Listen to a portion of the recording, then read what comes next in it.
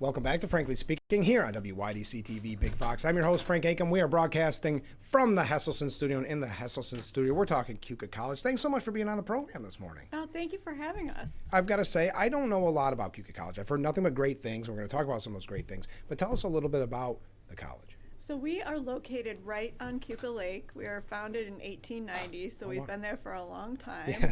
And our mission has always been the same, to bring strength to the nation and help to humanity. It was founded basically on a former farm, and the whole community grew up around the college. Yeah. So we were founded as a co-ed institution, but then we reopened after World War I as women only. Oh, okay. And we were women only until 1985, and then we became co-educational again. So Well, it's got to be the best location for a college probably anywhere. it's so beautiful. Like Yeah. this time of year, it's fabulous. Yeah. So And we had just had the sheriff on last week, and Sheriff Aller was talking about a partnership, and I was hoping you could discuss it as well, because we couldn't get into the nitty-gritty that much. But tell us about Keuka College partnering up with the New York Sheriff's Institute. yeah, so it means a lot to us. We have a criminal justice program at the college, and it's very robust. A lot of our graduates go on to work in parole or in the sheriff's departments. And so being able to give back to first responders through the Sheriff's Institute and being able to have people who give so much of themselves to the community come and restore themselves at Keuka College on Keuka Lake it's very important to us. Well, we've talked to him a lot in the last couple of months about this wellness camp and this wellness idea, and to have it really kick off at Keuka College, because they're still getting their camp set up and all. So I can't remember what he said the program was going to be, but that's coming up very shortly right at Keuka College. I know he seemed very appreciative of it, and it's just an amazing bit of work that you guys do. Yeah, I think that maybe people take for granted that our first responders are always going to be there. Exactly. And I feel like it's something that we need to invest in. And Keuka College has been focused on wellness for a number of years.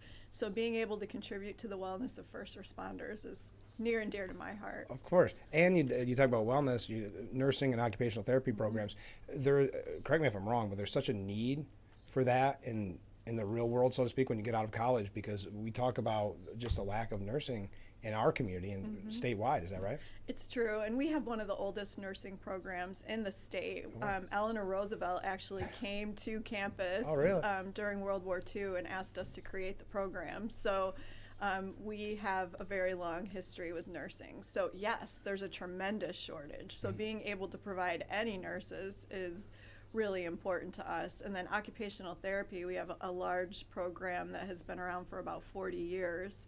So our occupational therapists are also going out and staying in the community. Over 80% of our alumni stay in upstate New York. That's great. Yeah. Because there is such a need, and you offer how many programs do you offer at Keuka College? I don't even know. That many? Yeah, there's between 20 and 30, but it depends on how you slice it and dice it. You know, like, do you want to say education or early childhood education or early childhood special education or so it starts to grow. I can understand that. Now, we were talking a little bit off the air. Tell me, what is field period?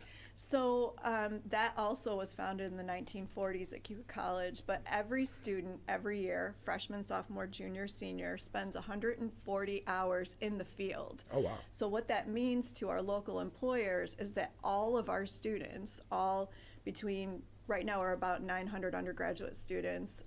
We've been as high as 1,100, but we'll probably stay right around that 900 mark. Every one of them is out in the community doing service 140 hours per year. So, if you're an OT, usually you want to work in some kind of an OT-focused field. Obviously, student teachers, they're teaching, but we also have business majors and CJ majors and social work majors, and they might be working anywhere. You may have seen them in your place of employment. So what that does for the student is it gives them practical experience on their resume. And also it teaches them early on, because when you're a freshman and you do 140 hours in something that you think is going to be your career and you realize you hate it, you change early on, where in some places, most colleges, you don't get an internship opportunity till junior year. Exactly. At which point, if you decide to change your major, it's going to cost you and your family a lot more money to change. This can't be common. I've never heard of that before. It's not. Yeah. It's very unusual, and it's having it embedded in the curriculum for credit is really unusual. Yeah, 140 hours. That's a lot of time each year on top of their studies. Yeah. Yeah, that's impressive. So they do it usually in January or over the summer. And let me ask, because we were talking and learning a little bit about Keuka College here, and I know I've talked to other colleges in our area. How has higher education changed, and how is it changing? What are you seeing? Yeah, so this year some of the biggest changes are coming out of the federal government. So out of DC, there are changes in the lending rules, there are changes in accreditation, and none of that, I think, was obvious. At least it wasn't to me that would be coming, and those changes would be so imminent and so widespread. So how people are going to pay for college could change based on the federal funding models.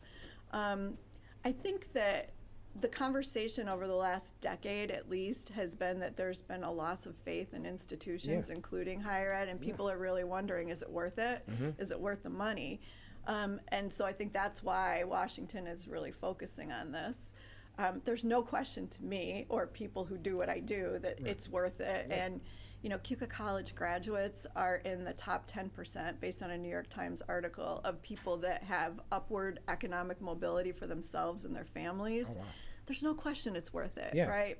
It's expensive, but it's worth it. Yeah.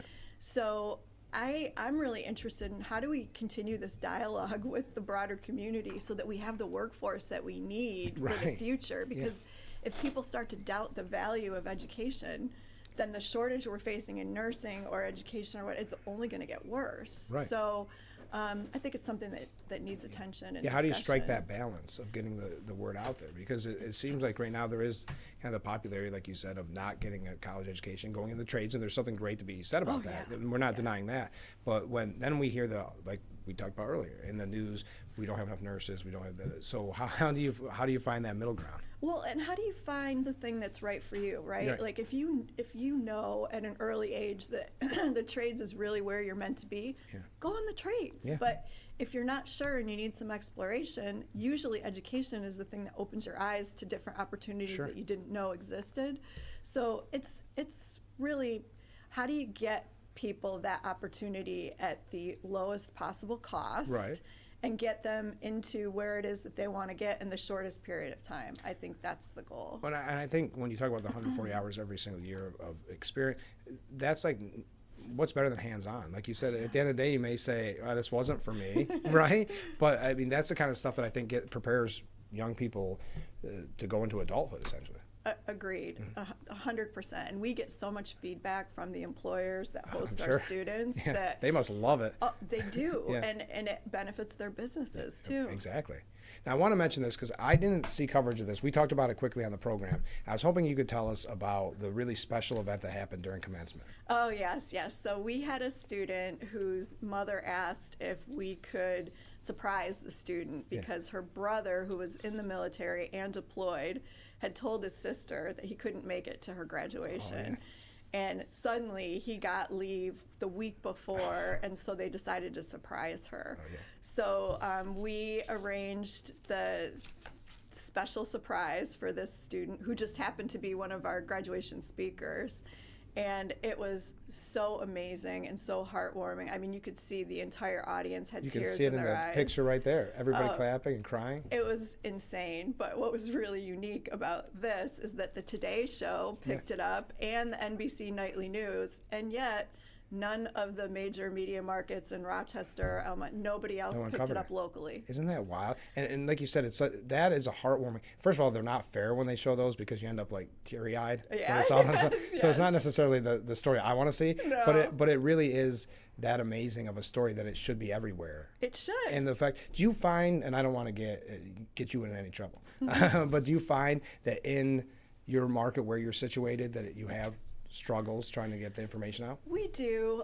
So we're kind of equidistant between Rochester, Elmira, Corning, and so nobody really claims us as being part of their media market unless something bad happens, and then everyone claims us.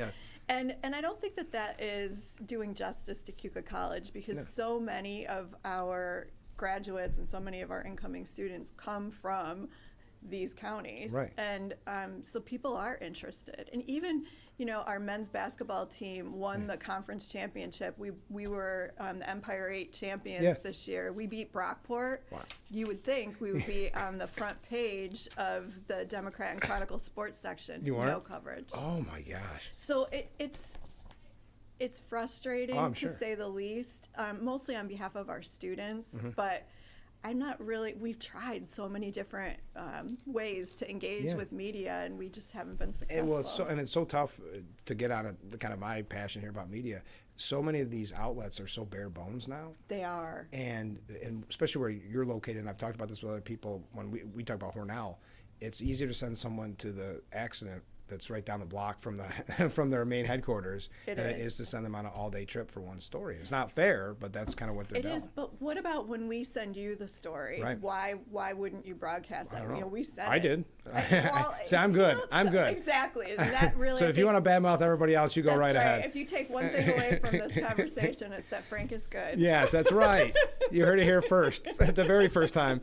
But no, that's the trouble. I don't know. I've had this conversation with so many people. I'm on the Salvation Army board. I'm on their advisory board. I'm the president. But because I know public relations, I'll try to send out press releases. And trying to get coverage anymore, even for something like that, is extremely difficult. That is really unfortunate. It's heartbreaking. Because everybody should know what's happening with the Salvation Army. And let's face it, people tune in to find out what's going on locally. You know, we can get kind of national news elsewhere, and that's why it's so nice when there's a local aspect to it. And that's why I'm so glad you could be on the program. And I want to talk I'm going to ask you one last tough question, okay? Okay. We've talked about the amazing history of Keuka College and really just the legacy. What's the future look like? So we are doing really well. I think that we, some of my higher education colleagues might talk about the demographic cliff, in that there are fewer 18-year-olds graduating from high school, and that is going to hit the entire state. It's already hitting in some places. Yeah. But because we typically recruit from areas that are a little bit smaller school districts outside of Monroe County, Right. Our enrollment has stayed solid. That's and great. it has actually grown Yeah. post-pandemic. So, we have always operated as a smaller institutions. We did not overbuild the way that I would say some of the regional colleges have overbuilt. And we all knew that this demographic shift was coming and that people were leaving the state. So, one of the things that really concerns me is the amount of money that we're spending as a state on maintaining the number of SUNY campuses that we have when we don't have as many people that need education. Right. But when you're a small private institution like we are, we have to be really careful about expansion, because when the market contracts, it will affect us. But we're the right size for this period of time. Do you think the numbers have stayed pretty close because you have such an amazing reputation? I'm not really sure. I think that I've heard both things. I will hear out in the community when people don't know who I am, oh, I heard Keuka College is going to close. That rumor has been out there for as long as I can remember, and it has been false really for at least the last 7 or 8 years. When I first took over as president, our finances were shaky. So there's no question that this is a difficult endeavor, but now things are going really well. And I think that our programs are in demand, our faculty are in demand, and we are the right size for certain students. We're not too big, not too small. So, and if you're thinking about it, and you're on Keuka Lake. Well, and that's the best. Do you think, how many people does that bring in every year? Tons. Do you know how many people want to get a residence hall that overlooks? Sure. I mean, why wouldn't you? Of course you would, yeah. And the fact that we have stand-up paddle boards and kayaks and canoes that are just sitting there ready for students to take out at any point, or camping gear or what. I mean, it is a great place to live. And I know that's why the sheriff wanted a partner. I mean, what a beautiful location. Yes, and hopefully we can provide some of that restorative energy to first responders. Everybody's a little more laid back on Keuka College, at Keuka College. So how can people find out more? I've got the website on the screen. Is that the best place to go? Oh, yeah, definitely the website. And there are always people waiting to respond to any questions that community members might have. Well, great. You want to do this again? Yeah, absolutely. All right. Well, thanks so much for being on the show. All right, thank you for having me. All right. Stay with us. We'll be right back with Frankly Speaking after this.